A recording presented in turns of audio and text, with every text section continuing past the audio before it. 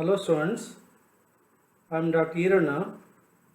Today let us discuss about the political rights, second sem political science, understanding political theory. ವಿದ್ಯಾರ್ಥಿಗಳೇ, ಈ ದಿನ ನಾವು ರಾಜಕೀಯ ಹಕ್ಕುಗಳು ಇದರ ಬಗ್ಗೆ ಅಧ್ಯಯನವನ್ನು ಮಾಡೋಣ. ಇದು 2ನೇ ಸೆಮಿಸ್ಟರ್ ರಾಜ್ಯಶಾಸ್ತ್ರದ ವಿಷಯ. ರಾಜಕೀಯ ಸಿದ್ಧಾಂತದ ಅರಿವು ಅಥವಾ ಅರ್ಥೈಸುವಿಕೆ ಆಗಿದೆ. ಇದು 3ನೇ ಚಾಪ್ಟ್ರಲ್ಲಿ ಬರುವಂಥ 26ನೇ ಸೆಷನ್. ರಾಜಕೀಯ ಹಕ್ಕುಗಳ ವಿಷಯಕ್ಕೆ ಸಂಬಂಧಿಸಿದಂತೆ ಸಾಮಾನ್ಯವಾಗಿ ಪರೀಕ್ಷೆಯಲ್ಲಿ ಪ್ರಶ್ನೆಯನ್ನು ಕೇಳ್ತಾರೆ. ರಾಜಕೀಯ ಹಕ್ಕು ಎಂದರೇನು ಅನ್ನೋದನ್ನು ವಿವರಿಸಿ ಅನ್ನೋದನ್ನು ಕೇಳ್ತಾರೆ. ಆವಾಗ ನೀವು ರಾಜಕೀಯ ಹಕ್ಕುಗಳನ್ನು ಬರೀಬೇಕಾಗತ್ತೆ. ಸಾಮಾನ್ಯವಾಗಿ ಇದನ್ನು 5 ಅಥವಾ 10 ಮಾರ್ಕ್ಸ್ಗೆ ಕೇಳುವಂಥ ಸಾಧ್ಯತೆ ಇರ್ತದೆ. ಇನ್ನೂ ಕೆಲವು ಸಂದರ್ಭದಲ್ಲಿ ಹಕ್ಕುಗಳ ವಿಧಗಳನ್ನು ವಿವರಿಸಿ ಅಂತ ಕೂಡ ಕೇಳ್ತಾರೆ. ಆಗ ಹಲವಾರು ಹಕ್ಕುಗಳ ವಿಧಗಳಿದ್ದಾವೆ. ಅವೆಲ್ಲವನ್ನು ಕೂಡ ಸೇರಿಸಿ 10 ಅಥವಾ 15 ಮಾರ್ಕ್ಸ್ಗೆ ಏನು ಪ್ರಶ್ನೆಯನ್ನು ಕೇಳಿರ್ತಾರೆ ಅದಕ್ಕೆ ಅನುಗುಣವಾಗಿ ಬರೀಬೇಕಾಗತ್ತೆ. ಪೊಲಿಟಿಕಲ್ ರೈಟ್ಸ್, ರಾಜಕೀಯ ಹಕ್ಕುಗಳಿಗೆ ಇರುವಂಥ ವಿಷಯಕ್ಕೆ ಸಂಬಂಧಿಸಿದಂತೆ ನಾವು ಅಧ್ಯಯನವನ್ನು ಮಾಡೋಣ. So first let us begin the introduction. ಮೊದಲಿಗೆ ನಾವು ರಾಜಕೀಯ ಹಕ್ಕುಗಳಿಗೆ ಸಂಬಂಧಿಸಿದಂಥ ಪ್ರಾರಂಭಿಕ ಪೂರ್ವ ಪೀಠಿಕೆಯನ್ನು ನಾವು ಅಧ್ಯಯನ ಮಾಡೋಣ. Political rights are the rights given to citizens. So ಪೌರರಿಗೆ ಕೊಡಲ್ಪಟ್ಟಿರುವ ಹಕ್ಕುಗಳೇ ರಾಜಕೀಯ ಹಕ್ಕುಗಳು ಅಂತೇಳಿ ನಾವು ಕರೀಬೋದು. ಅನೇಕ ಹಕ್ಕುಗಳನ್ನು ರಾಜ್ಯ ಪ್ರಜೆಗಳಿಗೆ ನೀಡುತ್ತೆ. ಅದರಲ್ಲಿ ನಾಗರಿಕ ಹಕ್ಕುಗಳು, ರಾಜಕೀಯ ಹಕ್ಕುಗಳು, ಸಾಮಾಜಿಕ, ಆರ್ಥಿಕ, ಶೈಕ್ಷಣಿಕ ಹಕ್ಕುಗಳು, ಈ ಥರ ಹಲವಾರು ಹಕ್ಕುಗಳಿದ್ದಾವೆ. ಹಕ್ಕುಗಳ ಅರ್ಥ ಮತ್ತು ವ್ಯಾಖ್ಯಾನಕ್ಕೆ ಸಂಬಂಧಿಸಿದಂತೆ ಮತ್ತು ಅದರ ಮಹತ್ವಕ್ಕೆ ಸಂಬಂಧಿಸಿದಂತೆ ಈ ಹಿಂದೆ ನಾವು ಅಧ್ಯಯನವನ್ನು ಮಾಡಿದ್ದೀವಿ. ಹಾಗಾಗಿ ಹಕ್ಕುಗಳಿಲ್ಲದ ಹೊರತಾಗಿ ಮಾನವ ಬದುಕಲಿಕ್ಕೆ ಅಸಾಧ್ಯ. These rights are not granted for foreigners. It allows citizens to participate in state activities. ಈ ಹಕ್ಕುಗಳನ್ನು ವಿದೇಶಿಗರಿಗೆ ನೀಡಿಲ್ಲ. ಅಂದರೆ ರಾಜಕೀಯ ಹಕ್ಕುಗಳನ್ನು ವಿದೇಶಿಗರಿಗೆ ನೀಡಿಲ್ಲ, ಕೇವಲ ಸ್ವದೇಶಿಗರಿಗೆ. ಅಂದರೆ ಯಾರು ಪೌರತ್ವವನ್ನು ಪಡ್ಕೊಂಡಿದ್ದಾರೆ ಅಥವಾ ದೇಶವಾಸಿ ಯಾರಾಗಿದ್ದಾರೆ ಅಂಥವ್ರಿಗೆ ಮಾತ್ರ ಈ ಒಂದು ರಾಜಕೀಯ ಹಕ್ಕುಗಳನ್ನು ನೀಡಲಾಗಿದೆ. Political rights are opportunities for citizens to participate in political and state action. So ಪ್ರಜೆಗಳು ಅಂದರೆ ದೇಶವಾಸಿಗಳು ಏನು ರಾಜಕೀಯ ಹಕ್ಕುಗಳನ್ನು ಅನುಭವಿಸ್ತಾರೆ, ಆ ರಾಜಕೀಯ ಹಕ್ಕುಗಳು ಸರ್ಕಾರ ಮತ್ತು ರಾಜ್ಯಕ್ಕೆ ಸಂಬಂಧಿಸಿದಂಥ ಹಕ್ಕುಗಳಾಗಿರ್ತವೆ. ಅಂಥ ಹಕ್ಕುಗಳ ಬಗ್ಗೆ ನಾವು ಸುದೀರ್ಘವಾಗಿ ಅಧ್ಯಯನವನ್ನು ಮಾಡೋಣ. ಪ್ರಜಾಪ್ರಭುತ್ವದ ಬೆನ್ನೆಲುಬು ಅಂತಂದರೆ ನಾವು ರಾಜಕೀಯ ಪಕ್ಷಗಳಂತ ಕರಿತೀವಿ. ರಾಜಕೀಯ ಪಕ್ಷಗಳಿಲ್ಲದೆ ನಾವು ಪ್ರಜಾಪ್ರಭುತ್ವವನ್ನು ಕಾಣಲಿಕ್ಕೆ ಸಾಧ್ಯ ಇಲ್ಲ. ಸೊ ಹಾಗಾಗಿ ಪೊಲಿಟಿಕಲ್ ರೈಟ್ಸ್ ಅಥವಾ ರಾಜಕೀಯ ಹಕ್ಕುಗಳು ಶ್ರೇಷ್ಠವಾದ ಸ್ಥಾನವನ್ನು ಹೊಂದಿವೆ. The right to contest the election, voting rights, the political rights, the right to establish public meetings and carrying the right to citizens the government, the right to political rights. So ಇವೆಲ್ಲವನ್ನು ಕೂಡ ನಾವು ರಾಜಕೀಯ ಹಕ್ಕುಗಳಂತ ನಾವು ಕರಿತೀವಿ. ಅಂದರೆ ಚುನಾವಣೆಯಲ್ಲಿ ಸ್ಪರ್ಧೆಯನ್ನು ಮಾಡೋಂಥ ಹಕ್ಕು, ಮತದಾನವನ್ನು ಮಾಡೋಂಥದ್ದು, ಜೊತೆಗೆ ಮತ ಚಲಾವಣೆಯನ್ನು ಮಾಡೋದ್ರ ಜೊತೆಗೆ ಸಾರ್ವಜನಿಕವಾಗಿ ನಾವು ರಾಜಕೀಯ ಹಕ್ಕುಗಳನ್ನು ಸ್ಥಾಪನೆ ಮಾಡೋಂಥದ್ದು ಅಥವಾ ರಾಜಕೀಯ ಪಕ್ಷಗಳನ್ನು ಸ್ಥಾಪನೆ ಮಾಡೋಂಥದ್ದು, ಸಾರ್ವಜನಿಕ ಸಭೆ ಸಮಾರಂಭಗಳನ್ನು ಮಾಡೋಂಥದ್ದು, ಜೊತೆಗೆ ಇನ್ನೂ ಬಹಳ ಮುಖ್ಯವಾಗಿ ರಾಜ್ಯ ಮತ್ತು ಸರ್ಕಾರಗಳು ಅಥವಾ ಸರ್ಕಾರ ತಪ್ಪು ಹಾದಿಯಲ್ಲಿ ನಡೆದಾಗ ಅದನ್ನು ಟೀಕಿಸುವಂಥ ಹಕ್ಕು ಕೂಡ ನಾವು ರಾಜಕೀಯ ಹಕ್ಕು ಅಂತ ಕರಿತೀವಿ. ಇದು ಪ್ರಜಾಪ್ರಭುತ್ವ ಹೊಂದಿರುವಂಥ ವಿಶ್ವದ ಎಲ್ಲ ದೇಶಗಳಲ್ಲೂ ಕೂಡ ಈ ಥರದ ರಾಜಕೀಯ ಹಕ್ಕುಗಳಿದ್ದಾವೆ. ರಾಜಕೀಯ ಹಕ್ಕುಗಳಿಲ್ಲದೆ ನಾವು ಪ್ರಜಾಪ್ರಭುತ್ವವನ್ನು ಕಾಣಲಿಕ್ಕೆ ಸಾಧ್ಯ ಇಲ್ಲ. Political rights and civil rights are often seen as the equal. So ಇವೆಲ್ಲವನ್ನು ಕೂಡ ನಾವು ಸಮಾನತೆ ಅಂತ ನಾವು ಕರಿತೀವಿ. ಸೊ ನಾಗರಿಕ ಹಕ್ಕುಗಳು ಮತ್ತು ರಾಜಕೀಯ ಹಕ್ಕುಗಳನ್ನು ಎಲ್ಲ ನಾಗರಿಕರು ಕೂಡ ಒಂದೇ ರೀತಿಯಾಗಿ ನೀಡಲಾಗಿದೆ. ಯಾಕಂದರೆ democracy is depend on rule of law. So ಪ್ರಜಾಪ್ರಭುತ್ವವು ಕಾನೂನಿನ ಮುಂದೆ ಸರ್ವರೂ ಕೂಡ ಸಮಾನರು ಎನ್ನುವ ಆಧಾರದ ಮೇಲೆ ಆಡಳಿತವನ್ನು ನಡೆಸುತ್ತೆ. ಹಾಗಾಗಿ ಪ್ರತಿಯೊಬ್ಬರನ್ನು ಕೂಡ ಸಮಾನವಾಗಿ ಕಾಣುವುದೇ ಪ್ರಜಾಪ್ರಭುತ್ವದ ಉದ್ದೇಶ. ಹಾಗಾಗಿ ನಾಗರಿಕ ಹಕ್ಕುಗಳನ್ನು ಮತ್ತು ರಾಜಕೀಯ ಹಕ್ಕುಗಳನ್ನು ಸರ್ವೇ ಸಾಮಾನ್ಯವಾಗಿ ಎಲ್ಲ ಪ್ರಜೆಗಳಿಗೆ ಯಾವುದೇ ಜಾತಿ, ಧರ್ಮ, ಭಾಷೆ, ಲಿಂಗ ಅಥವಾ ಹುಟ್ಟಿನ ಆಧಾರದ ಮೇಲೆ ಯಾವುದೇ ರೀತಿಯಾದ ಭೇದ ಭಾವವನ್ನು ಪ್ರಜಾಪ್ರಭುತ್ವದಲ್ಲಿ ಮಾಡೋದಿಲ್ಲ. ಹಾಗಾಗಿ ಈ ಥರದ ಹಕ್ಕುಗಳನ್ನು ನಾವು ನಾಗರಿಕ ಹಕ್ಕುಗಳು ಅಂತೇಳಿ ಕರೀಬೋದು. ಸೊ ಇಂಥ ಹಕ್ಕುಗಳಿದ್ದಾಗ ಮಾತ್ರ ಪ್ರಜೆಗಳು ನಿಜವಾದ ಒಂದು ನಾಗರಿಕನಾಗಲಿಕ್ಕೆ ಸಾಧ್ಯ. ನಾಗರಿಕ ಹಕ್ಕುಗಳನ್ನು ಮತ್ತು ರಾಜಕೀಯ ಹಕ್ಕುಗಳನ್ನು ಚಲಾವಣೆ ಮಾಡಿದಾಗ ಅವನನ್ನು ನಿಜವಾದ ನಾವು ನಾಗರಿಕ ಅಥವಾ ಪ್ರಜೆ ಅಂತೇಳಿ ನಾವು ಕರೀಬೋದು. ಸೊ ಈ ರೀತಿಯಾದ ಒಂದು ರಾಜಕೀಯ ಹಕ್ಕುಗಳನ್ನು ನಾವು ಕರಿತೀವಿ. According to the international civil and political rights convention, the human rights commission has concluded that political rights are the first generation rights. So ವಿಶ್ವ ಘೋಷಿತ ಮಾನವ ಹಕ್ಕುಗಳು ಡಿಸೆಂಬರ್ 10, 1948 ಘೋಷಣೆ ಆಯಿತು. ಅದಾದ ನಂತರ ಹಲವಾರು ಹಂತಗಳಲ್ಲಿ ಈ ರಾಜಕೀಯ ಹಕ್ಕು ಮತ್ತು ನಾಗರಿಕ ಹಕ್ಕುಗಳನ್ನು ವಿಶ್ವಸಂಸ್ಥೆ ನೀಡ್ತಾ ಬರ್ತಾ ಇದೆ ಹ್ಯೂಮನ್ ರೈಟ್ಸ್ ಆಧಾರದಲ್ಲಿ. ಹಾಗಾಗಿ ಈ ICPRC ಇದು ಭಾಳ ಮುಖ್ಯವಾದಂಥ ಒಂದು ರಾಜಕೀಯ ಹಕ್ಕು ಅಂತ ನಾವು ಕರಿತೀವಿ. ಇದು ವಿಶ್ವಸಂಸ್ಥೆ ಘೋಷಣೆ ಮಾಡುವಂಥ ಹಕ್ಕು. Political rights are one of the most essential rights of the rights to the success of democracy. So ಹಿಂದೆ ನಾವು ಹೇಳಿರುವಂತೆ ಪ್ರಜಾಪ್ರಭುತ್ವದ ಯಶಸ್ಸಿಗೆ ಈ ಒಂದು ರಾಜಕೀಯ ಹಕ್ಕುಗಳು ಭಾಳ ಮುಖ್ಯವಾಗಿ ಬೇಕಾಗುತ್ತೆ. ಹಾಗಾಗಿ ಪ್ರಜಾಪ್ರಭುತ್ವದ ಆಧಾರ ಸ್ತಂಭ ಅಂತ ಕೂಡ ಕರಿಬೋದು. ಏನೇನು ರಾಜಕೀಯ ಹಕ್ಕುಗಳಿದ್ದಾವೆ ಅನ್ನೋದ್ರ ಬಗ್ಗೆ ನಾವು ಒಂದಷ್ಟು ವಿಸ್ತಾರವಾಗಿ ಅಧ್ಯಯನವನ್ನು ಮಾಡೋಣ. ಯಾವ್ಯಾವ ರೀತಿಯಾದ ರಾಜಕೀಯ ಹಕ್ಕುಗಳಿದ್ದಾವೆ ಅನ್ನೋದ್ರ ಕಡೆ ಗಮನವನ್ನು ಹರಿಸೋಣ. ಸೊ ರಾಜಕೀಯ ಹಕ್ಕುಗಳಲ್ಲಿ ಭಾಳ ಮುಖ್ಯವಾಗಿ ಮೊದಲನೇ ಹಕ್ಕು ರೈಟ್ ಟು ವೋಟ್, ಸಫ್ರೇಜ್, ಮತದಾನದ ಹಕ್ಕು. ಮತದಾನದ ಹಕ್ಕು ಅತ್ಯಂತ ಪ್ರಮುಖವಾದ ಹಕ್ಕು ಅಂತೇಳಿ ನಾವು ಕರಿತೀವಿ.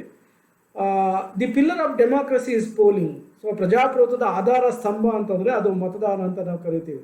ಸೊ ಮತದಾನವು ಭಾಳ ಮುಖ್ಯವಾದದ್ದು.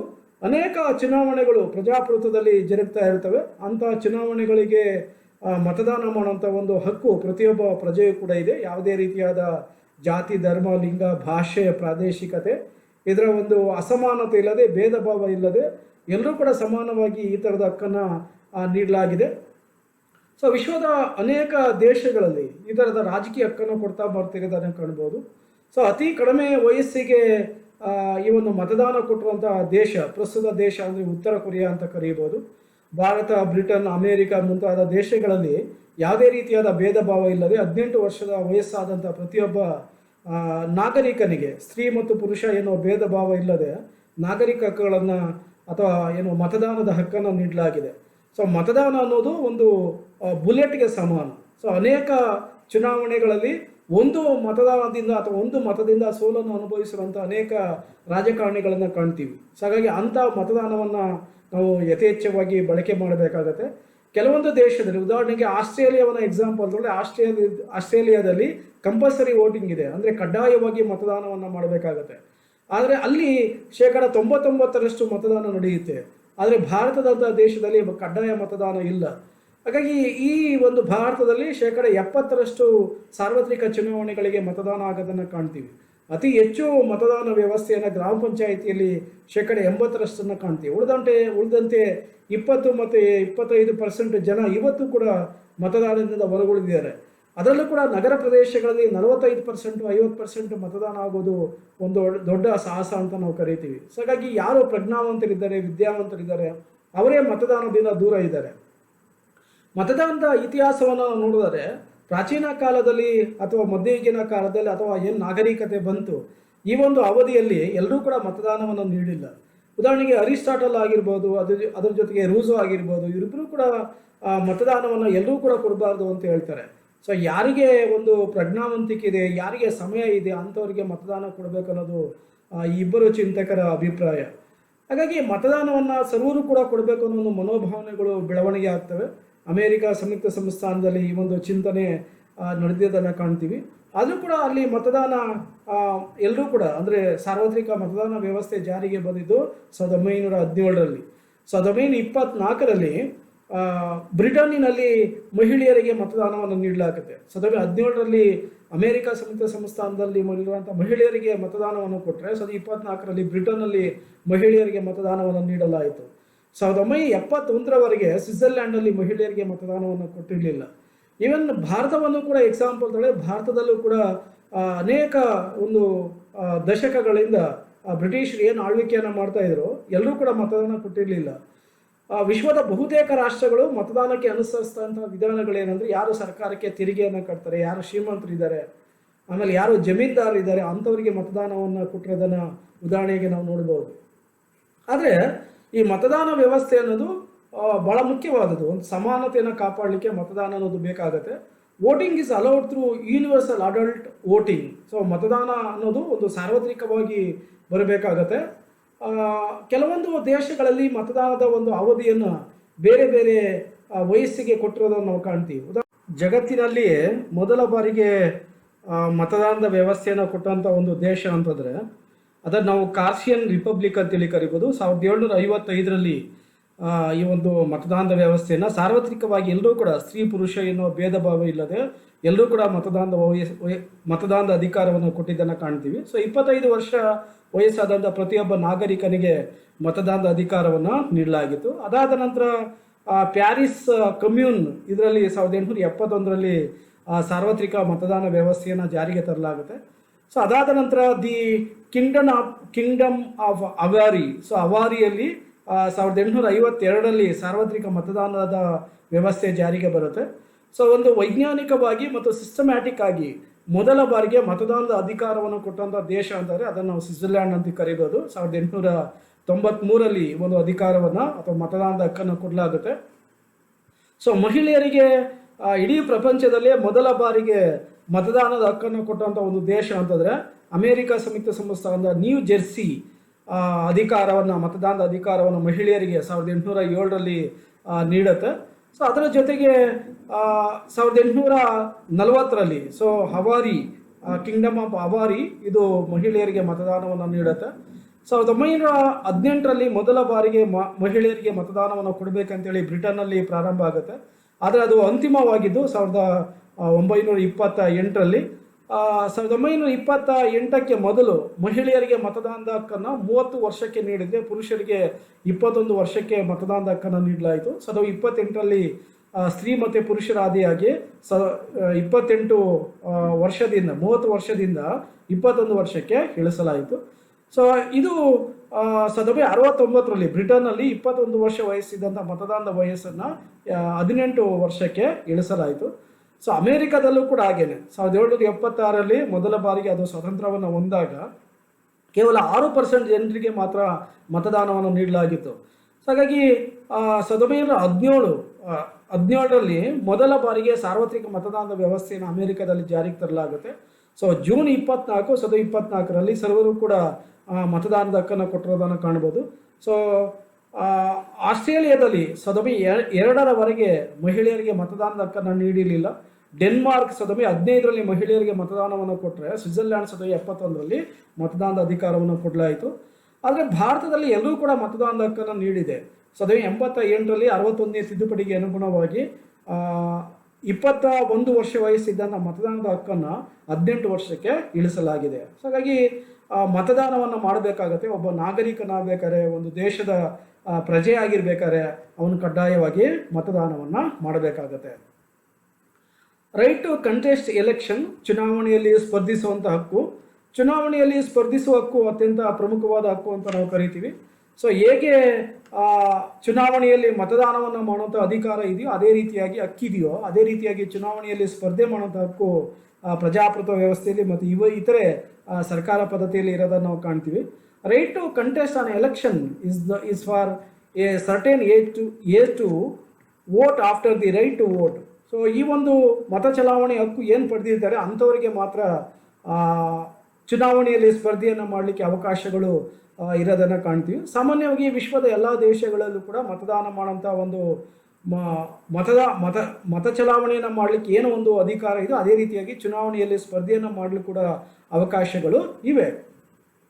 ಸೊ ಚುನಾವಣೆಯಲ್ಲಿ ಸ್ಪರ್ಧೆ ಮಾಡೋಂಥ ವಯಸ್ಸು ಎಷ್ಟು? ಇದು ವಿಶ್ವದಾದ್ಯಂತ ಬೇರೆ ಬೇರೆ ದೇಶಗಳಲ್ಲಿ ಏಕಪ್ರಕಾರವಾಗಿಲ್ಲ. ಸೊ ಬೇರೆ ಬೇರೆ ರೀತಿಯಾಗಿದೆ. ಅದು ಕೂಡ ಒಂದು ಅವರೇಜ್ ಏಜನ್ನು ನಾವು ನೋಡಿದರೆ 18 ವರ್ಷದಿಂದ 25 ವರ್ಷದ ಅವಧಿಯಲ್ಲಿ ಈ ಒಂದು ಮತ ಚುನಾವಣೆಯಲ್ಲಿ ಸ್ಪರ್ಧೆಯನ್ನು ಮಾಡಲಿಕ್ಕೆ ಅವಕಾಶವನ್ನು ನೀಡಿರೋದನ್ನು ಕಾಣ್ಬೋದು. ಸೊ ಹಾಗಾಗಿ ಇದನ್ನು ಒಂದು ಅತ್ಯಂತ ಪ್ರಮುಖವಾದಂಥ ಒಂದು ಅಂಶ ಅಂತ ನಾವು ಕರಿಬೋದು. ಸೊ ಭಾರತದಲ್ಲಿ ನಾವು ಎಕ್ಸಾಂಪಲ್ ತಗೊಳ್ಳಿದ್ರೆ ಭಾರತದಲ್ಲಿ ಚುನಾವಣೆಗೆ ಯಾವ ಏಜ್ಗೆ ಯಾವ ಒಂದು ಹುದ್ದೆಗಳಿಗೆ ಸ್ಪರ್ಧೆಯನ್ನು ಮಾಡ್ಬೋದು ಅಂತಂದಾಗ ಗ್ರಾಮ ಪಂಚಾಯತಿ ಚುನಾವಣೆಗೆ 21 ವರ್ಷ ವಯಸ್ಸಾದಂಥ ಪ್ರತಿಯೊಬ್ಬ ವ್ಯಕ್ತಿಯು ಕೂಡ ಸ್ಪರ್ಧೆಯನ್ನು ಮಾಡ್ಬೋದು. ಅದೇ ರೀತಿಯಾಗಿ ಲೋಕಸಭೆ ಮತ್ತು ವಿಧಾನಸಭೆಗೆ ಸ್ಪರ್ಧೆಯನ್ನು ಮಾಡಬೇಕಾದ್ರೆ ಭಾರತದ ಒಬ್ಬ ಮತದಾರ ಅಥವಾ ಚುನಾವಣೆಯಲ್ಲಿ ಸ್ಪರ್ಧೆಯನ್ನು ಮಾಡಲಿಕ್ಕೆ ಅವನಿಗೆ 25 ವರ್ಷ ವಯಸ್ಸಾಗಿರಬೇಕಾಗತ್ತೆ. ಆಮೇಲೆ ರಾಜ್ಯಸಭೆ ಮತ್ತು ವಿಧಾನ ಪರಿಷತ್ತಿಗೆ ಆಯ್ಕೆ ಆಗಬೇಕಾದ್ರೆ 30 ವರ್ಷ ವಯಸ್ಸಾಗಿರಬೇಕಾಗತ್ತೆ. ರಾಷ್ಟ್ರಪತಿ ಮತ್ತು ಉಪರಾಷ್ಟ್ರಪತಿ ಹಾಗೆಯೇ ರಾಜ್ಯಪಾಲರು ಈ ಹುದ್ದೆಗಳಿಗೆ ಆಯ್ಕೆ ಆಗಬೇಕಾದ್ರೆ 35 ವರ್ಷ ವಯಸ್ಸಾಗಿರಬೇಕಾಗುತ್ತೆ. ಇದು ಭಾರತದಲ್ಲಿರುವಂಥ ಒಂದು ಸಾಮಾನ್ಯವಾಗಿರುವಂಥ ಒಂದು ಅಂಶ ಅಂತ ಕೂಡ ನಾವು ಕರೀಬೋದು. ಸೊ ಅದೇ ರೀತಿಯಾಗಿ ನಾವು ಅಮೇರಿಕಾವನ್ನು ಎಕ್ಸಾಂಪಲ್ ತಗೊಳ್ಳೋದು. ಸೊ ಅಮೇರಿಕಾದಲ್ಲಿ ಇದು ಭಿನ್ನವಾಗಿರೋದನ್ನು ನಾವು ಕಾಣ್ತೀವಿ. ಸೊ ಅಮೇರಿಕಾದಲ್ಲಿ ಅಮೇರಿಕದ ಅಧ್ಯಕ್ಷನಾಗಬೇಕಾದ್ರೆ ಆತ ಕಡ್ಡಾಯವಾಗಿ 30 ವರ್ಷ ವಯಸ್ಸಾಗಿರಬೇಕಾಗತ್ತೆ. ಅಮೇರಿಕದ ಅಧ್ಯಕ್ಷರಾಗಿ ಚುನಾವಣೆಯನ್ನು ಸ್ಪರ್ಧೆ ಮಾಡಬೇಕಾದ್ರೆ ಅವರಿಗೆ ಕಡ್ಡಾಯವಾಗಿ 30 ವರ್ಷ ವಯಸ್ಸಾಗಿರಬೇಕಾಗುತ್ತೆ. ಸೊ ಅದೇ ರೀತಿಯಾಗಿ ಭಾರತದ ಒಂದು ರಾಷ್ಟ್ರಪತಿ ಹುದ್ದೆಗೆ 35 ವರ್ಷ ವಯಸ್ಸಾಗಿರಬೇಕಾಗತ್ತೆ ಅನ್ನೋದನ್ನು ಈಗ ಆಲ್ರೆಡಿ ನಾವು ಹೇಳಿದ್ದೀವಿ. ಸೊ ರಷ್ಯಾದ ಅಧ್ಯಕ್ಷನಾಗಿ ಅಧಿಕಾರವನ್ನು ವಹಿಸಬೇಕಾದ್ರೆ ಅಥವಾ ಚುನಾವಣೆಯಲ್ಲಿ ಸ್ಪರ್ಧೆಯನ್ನು ಮಾಡಬೇಕಾದ್ರೆ 35 ವರ್ಷ ವಯಸ್ಸಾಗಿರಬೇಕು. ಅದೇ ರೀತಿಯಾಗಿ ಆಸ್ಟ್ರೇಲಿಯಾದ ಶಾಸಕಾಂಗಕ್ಕೆ, ಸೊ ಅಲ್ಲಿನ ಒಂದು ಶಾಸಕಾಂಗ ಏನಿದೆ ಅದಕ್ಕೆ ಸ್ಪರ್ಧೆಯನ್ನು ಮಾಡಲಿಕ್ಕೆ 21 ವರ್ಷ ವಯಸ್ಸಾಗಿರಬೇಕಾಗುತ್ತೆ. ಸೊ ಬೆಲ್ಜಿಯಂನ ಶಾಸಕಾಂಗದಲ್ಲಿ ಸದಸ್ಯನಾಗಬೇಕಾದ್ರೆ 18 ವರ್ಷ ವಯಸ್ಸಾಗಿರಬೇಕು. ಫ್ರಾನ್ಸ್ನಲ್ಲೂ ಕೂಡ 18 ವರ್ಷದ ವಯಸ್ಸನ್ನು ನಿಗದಿ ಮಾಡಲಾಗಿದೆ.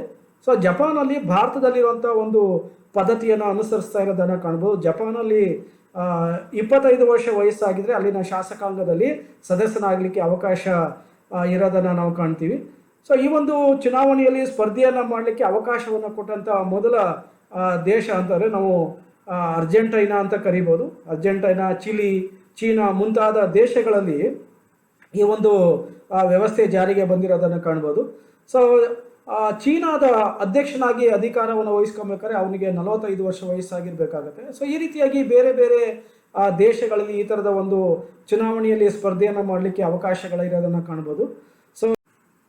ಸೊ ಚುನಾವಣೆಯಲ್ಲಿ ಸ್ಪರ್ಧೆ ಮಾಡುವಂಥ ವಿಷಯಗಳು ಪ್ರಾರಂಭ ಆಗಿದ್ದು ಮೊದಲಿಗೆ ಪ್ರಾಚೀನ ಗ್ರೀಕ್ ಮತ್ತು ರೋಮ್ ಸಾಮ್ರಾಜ್ಯದಲ್ಲಿ ನಾವು ಕಾಣ್ಬೋದು. ಸೊ ಅದಾದ ನಂತರ ಹಂತವಾಗಿ ವಿಶ್ವದ ಎಲ್ಲ ದೇಶಗಳಲ್ಲೂ ಕೂಡ ಈ ಒಂದು ಚುನಾವಣಾ ವ್ಯವಸ್ಥೆ ಜಾರಿಗೆ ಬಂದಿದೆ. ಸೊ ಚುನಾವಣೆಯಲ್ಲಿ ಸ್ಪರ್ಧೆ ಮಾಡೋಂಥ ಹಕ್ಕು ಪ್ರತಿಯೊಬ್ಬರು ಕೂಡ ಇರಬೇಕಾಗತ್ತೆ. ಸೊ ಆ ರೀತಿ ಇದ್ದಾಗ ಮಾತ್ರ ಒಂದು ಪ್ರಜಾಪ್ರಭುತ್ವ ಯಶಸ್ವಿ ಆಗಲಿಕ್ಕೆ ಸಾಧ್ಯ ಅಂತ ನಾವು ಕರಿಬೋದು. The candidates become the representatives of the people after being elected. So ಚುನಾವಣೆಯಲ್ಲಿ ಯಾರು ಹೆಚ್ಚು ಮತವನ್ನು ಗಳಿಸ್ತಾರೆ, ಯಾರಿಗೆ ಹೆಚ್ಚು ಮತದಾನವನ್ನು ಮಾಡ್ತಾರೆ ಅಂಥವರು ಚುನಾವಣೆಯಲ್ಲಿ ಗೆಲ್ತಾರೆ. ಆ ಕ್ಷೇತ್ರದ ಜನಪ್ರತಿನಿಧಿ ಆಗ್ತಾರೆ. ಸೊ ಜನಪ್ರತಿನಿಧಿ ಆದ ನಂತರ ತನ್ನ ಕ್ಷೇತ್ರದ ಅಭಿವೃದ್ಧಿಯ ಕಡೆ ಪ್ರತಿಯೊಬ್ಬ ವ್ಯಕ್ತಿಯು ಕೂಡ ಒಂದು ಆಯ್ಕೆ ಆಗಿರ್ತಾನೆ, ಅವನು ತನ್ನ ಕರ್ತವ್ಯವನ್ನು ಮಾಡಬೇಕಾಗುತ್ತೆ. ಸೊ ಯಾರು ಪ್ರಜೆಗಳ ಹಿತಾಸಕ್ತಿಯನ್ನು ಕಾಪಾಡ್ತಾರೆ ಅಂಥವ್ರು ಮುಂದಿನ ಚುನಾವಣೆಯಲ್ಲಿ ಗೆಲ್ತಾರೆ, ಉಳಿದವರು ಸೋಲ್ತಾರೆ. Third one, right to get public designation. ಸಾರ್ವತ್ರಿಕ ಹುದ್ದೆಯನ್ನು ಪಡೆಯುವಂಥ ಹಕ್ಕು ಇದು ಬಹಳ ಪ್ರಮುಖವಾದಂಥ ರಾಜಕೀಯ ಹಕ್ಕು ಅಂತ ನಾವು ಕರಿತೀವಿ. Everyone has the right to take part in the administration of government and get the top post in government. So ಪ್ರತಿಯೊಬ್ಬರು ಕೂಡ ಸರ್ಕಾರದ ಒಂದು ಆಡಳಿತದಲ್ಲಿ ಭಾಗವಹಿಸಲಿಕ್ಕೆ ಮತ್ತು ಸರ್ಕಾರದ ಉನ್ನತ ಹುದ್ದೆಗಳನ್ನು ಪಡೀಲಿಕ್ಕೆ ಅವಕಾಶಗಳಿದ್ದಾವೆ. ಅಂದರೆ ಸರ್ಕಾರಿ ನೌಕರನಾಗೋದು ಒಂದು ನಾಗರಿಕ ಹಕ್ಕು ಅಂತ ಕರಿತೀವಿ. ಜೊತೆಗೆ ಸರ್ಕಾರದ ಉನ್ನತ ಹುದ್ದೆಗಳು, ಸೊ ರಾಷ್ಟ್ರಪತಿ, ಪ್ರಧಾನಮಂತ್ರಿ, ಸೊ ಈ ಥರ ಉನ್ನತ ಹುದ್ದೆಗಳನ್ನು ಪಡೆಯಲು ಕೂಡ ಪ್ರತಿಯೊಬ್ಬ ಪ್ರಜೆಯೂ ಕೂಡ ಅವಕಾಶ ಇದೆ. ಅದನ್ನು ನಾವು ರಾಜಕೀಯ ಹಕ್ಕು ಅಂತ ಹೇಳಿ ಕರಿಬೋದು. Everyone who has reached a certain age has the opportunity to take up higher positions in government. ಒಂದು ನಿರ್ದಿಷ್ಟ ವಯಸ್ಸನ್ನು ದಾಟಿದ ನಂತರ ಪ್ರತಿಯೊಬ್ಬರು ಕೂಡ ಈ ಥರದ ಒಂದು ಸಾರ್ವಜನಿಕ ಹುದ್ದೆಯನ್ನು ಪಡೀಲಿಕ್ಕೆ ಅವಕಾಶಗಳಿದ್ದಾವೆ. ಸಾಮಾನ್ಯವಾಗಿ ಭಾರತವನ್ನು ನಾವು ಎಕ್ಸಾಂಪಲ್ ಅಂದರೆ ಭಾರತದಲ್ಲಿ 18 ವರ್ಷದಿಂದ ಈ ಒಂದು ಸರ್ಕಾರಿ ನೌಕರಿಗೆ ಸೇರ್ಪಡೆ ಆಗಲಿಕ್ಕೆ ಅವಕಾಶಗಳಿದ್ದಾವೆ.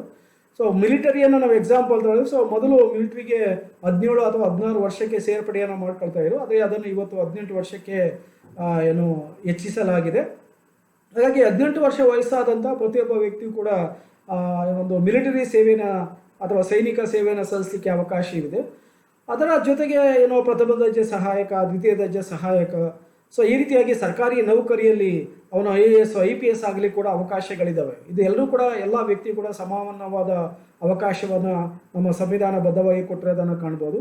ಸೊ ಸಂವಿಧಾನದ 15 ಮತ್ತು 16ನೇ ವಿಧಿಗಳು ಈ ಥರದ ಒಂದು ಸಾರ್ವಜನಿಕ ಹುದ್ದೆಯನ್ನು ಪಡೀಲಿಕ್ಕೆ ಸರ್ವರು ಕೂಡ ಸಮಾನವನ್ನು ಅವಕಾಶವನ್ನು ಕೊಟ್ಟಿರೋದನ್ನು ನಾವು ಸಂವಿಧಾನಬದ್ಧವಾಗಿ ಕಾಣ್ಬೋದು. The state gives people the opportunity to enter public positions without discrimination. So ಸಾರ್ವಜನಿಕ ಸೇವೆಗೆ ಸೇರ್ಪಡೆ ಆಗಬೇಕಾದ್ರೆ ಯಾವುದೇ ರೀತಿಯಾದ ಭೇದ ಭಾವ ಇಲ್ಲದೆ ಅಥವಾ ಅಸಮಾನತೆ ಇಲ್ಲದೆ ಸರ್ವರನ್ನು ಕೂಡ ಸಮಾನವಾಗಿ ಕಾಣಬೇಕಾಗುತ್ತೆ.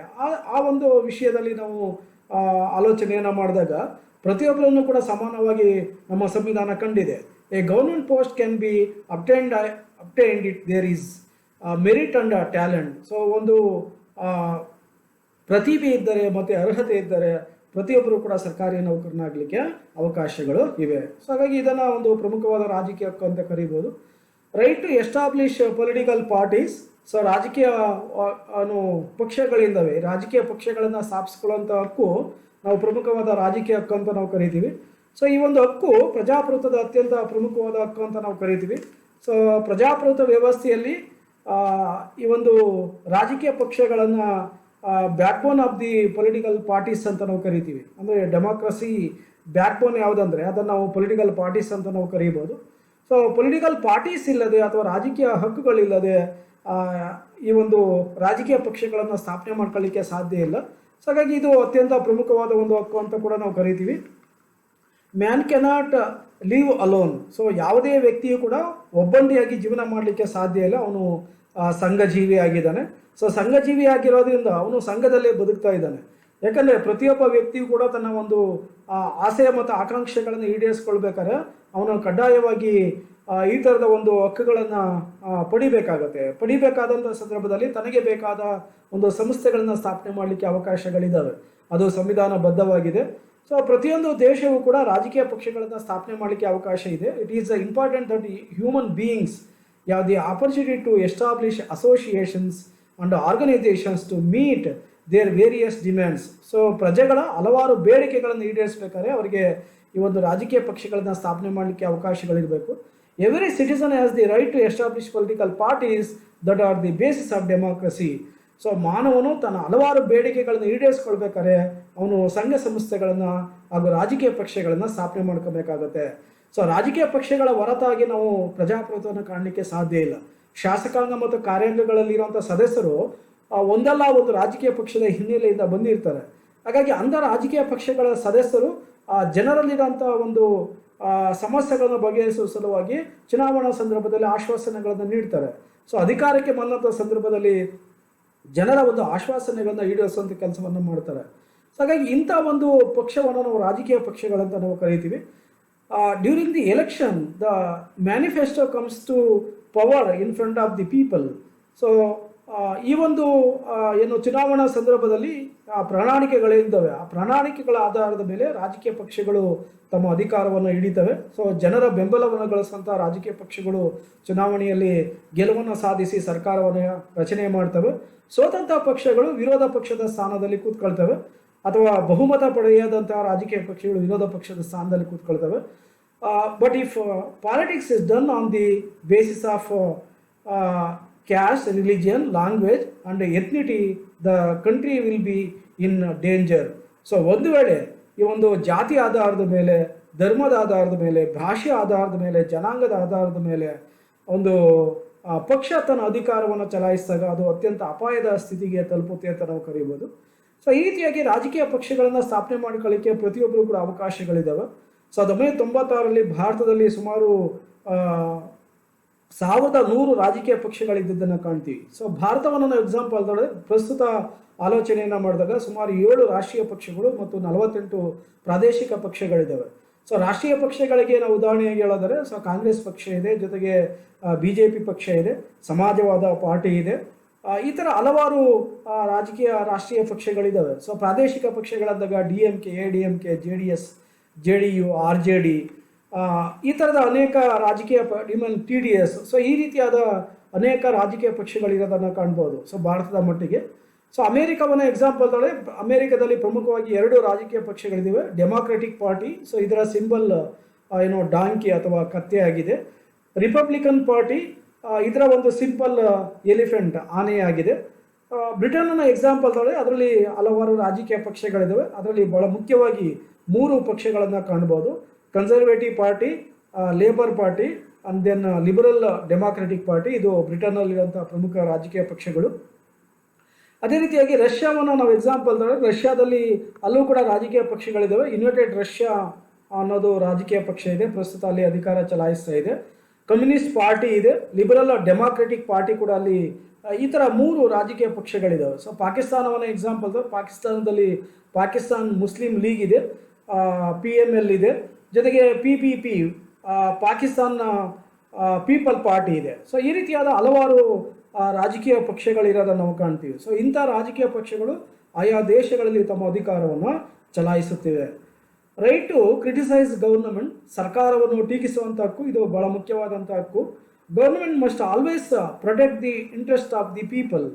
ಸೊ ಏನೋ ಒಂದು ಪ್ರಜೆಗಳ ಆಸಕ್ತಿ ಏನಿದೆ ಅಥವಾ ಪ್ರಜೆಗಳ ಹಿತಾಸಕ್ತಿ ಏನಿದೆ, ಹಿತಾಸಕ್ತಿಯನ್ನು ಕಾಪಾಡಬೇಕಾಗತ್ತೆ.